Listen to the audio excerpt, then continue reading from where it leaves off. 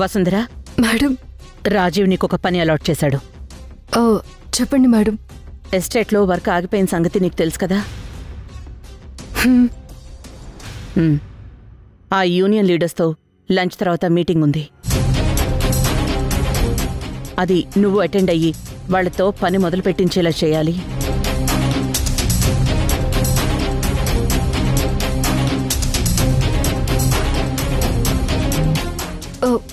Madam, సమ్మె విరమించడం అంటే మొత్తం వర్కర్స్ అంతా ఒకే మాట మీద ఉండాలి. నాకేం తెలుసు మేడం, ఏం మాట్లాడాలో కూడా తెలియదు. ఆ విషయం ఒక్క రాజీవ్కి తప్ప అందరికీ అర్థమవుతుంది. నీ మీద నాకు కూడా నమ్మకం లేదు. కానీ రాజీవ్ నిన్నే వెళ్ళి కలవమని చెప్పాడు. అది చెప్దామని వచ్చాను. ప్రిపేర్డ్గా ఉండు.